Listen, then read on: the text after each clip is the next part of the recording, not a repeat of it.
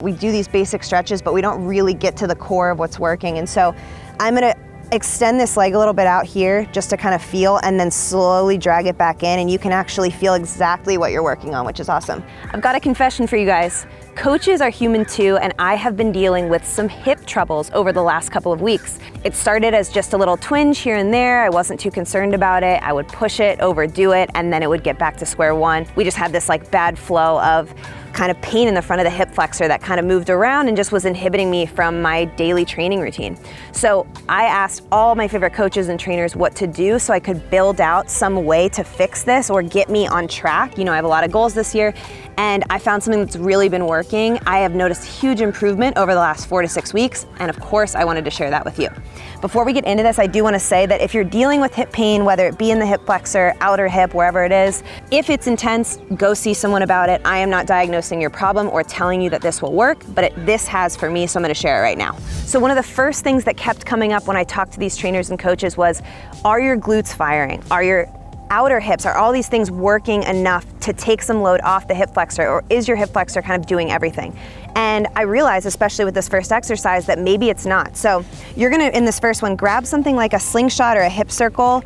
This is basically a thick elastic band that can go around the legs, and if you don't have that, even some piece of clothing, a long sleeve shirt, something to just resist against.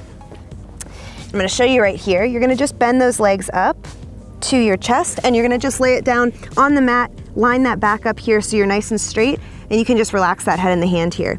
Now, all we're doing on this exercise is firing the glute medius, and it works everything else too. You're gonna get that core engaged, and you're gonna have to kind of keep yourself stable laying on your side here, but you're just going to be opening the knee like this. And the way I found this to be best for me is to actually do it for time. So I'll do 30-second increments with rest in between for at least 3 sets. And again, I'm hitting this routine at least 3 times a week, so getting that work in there. But you know, it doesn't quite matter which exact spot is the weakness. The point is that I know my internal and external rotation is not even. I know that my glutes could be working a little bit harder, and ultimately if I'm stronger around all of this, I'll be able to use the hip flexor maybe a little bit less, or have it more ready to go when I need it most. So 30 seconds, rest, switch sides. You'll do 3 sets of that. So one of the things I realized about pain is that when I have a specific spot that's bothering me, my body naturally will kind of inhibit movement around that area, shorten the distance, try to limit that range of motion, and you almost protect yourself subconsciously. What happens then is it almost stops firing. And with something with like the hip, walking, running, you're gonna have to do these basic things just in your daily life. If you are limited in that range of motion, it adds up quick. So this next exercise forces me to actually activate those muscles, get myself firing so that it's less of an intense process when I do my normal daily activities. So I'm down on the ground here. I'm gonna just split my legs apart a couple feet, go a little bit wider than shoulder distance apart to start, but you can go even wider as you get more comfortable with this. All I want you to do is put one hand between your legs, the other hand on the outside, and sit up as nice and tall as possible. If you don't have the hamstring flexibility for this, I want you to just lift yourself off the ground. So like a 25-pound plate, maybe a small box, something that will get you nice and aligned so you can be up and down. First thing you should do is just practice flexing the quad. So engaging, I'll show you on this one too, just really straightening that leg and getting that quad engaging here and firing. Maybe it hasn't done it in a while. I know for me, that left side just feels generally weaker. And once that starts to feel good, I'm actually gonna try to recruit everything I have here, squeeze the abs, and I'm gonna try to lift this left leg all the way off the ground, even if it's just an inch. Come on down. Trying to sit nice and tall. Little pressure through the fingertips here, but what I'm definitely not doing is leaning just for the sake of getting the leg up, because ultimately that's not what's forcing that flexion to work. So sit nice and tall. I'm gonna hit 30 of these, which sounds like a lot, but do it over your own time. Take a little break, switch sides. I'm gonna do 3 sets of that total. Again, we're trying to activate those hip flexor muscles, get everything working evenly so that during those daily activities, I feel a little bit more activated. And one thing I wanna add, you'll lose my head, but I'll just show you on the ground. When I talk about firing these muscles, what I mean is that basic picking up of the foot.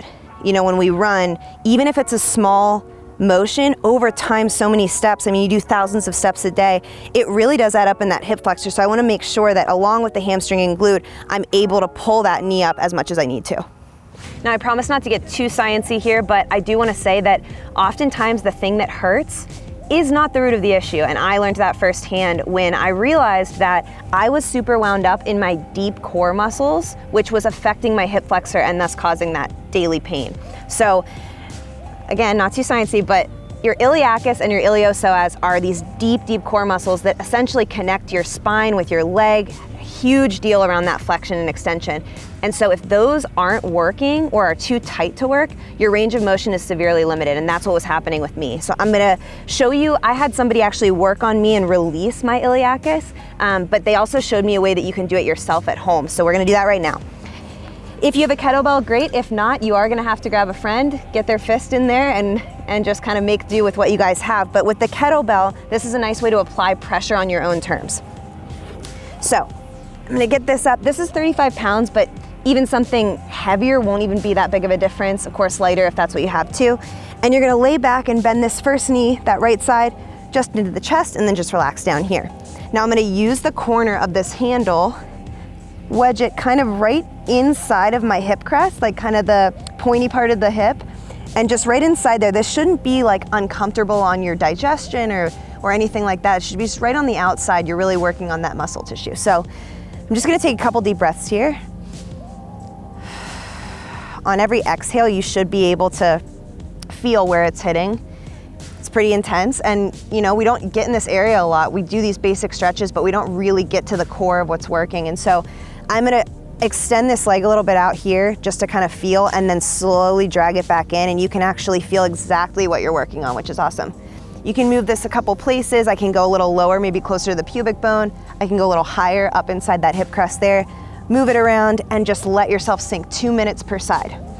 Now, if you want the advanced, more painful version, which I've been using, when you feel ready for it, use a lacrosse ball under that kettlebell.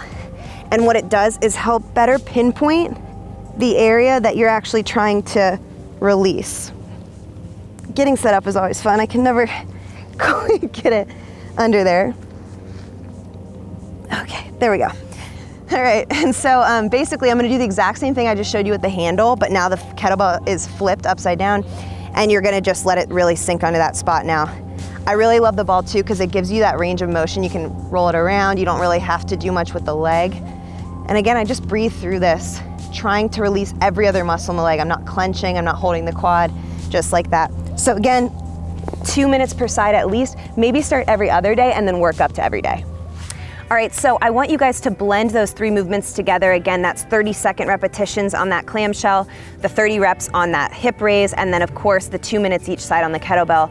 3 rounds of that, you'll be good to go at least 3 times a week if you wanna see real improvement, because unfortunately, one and done does not work for something like this. If you're dealing with more extreme pain, go check it out with somebody and then build your plan from there. And if you are looking to work more on those hips, as I always am, I made a great video on hip external and internal rotation, balancing those things. Click on over here and I'll see you in there.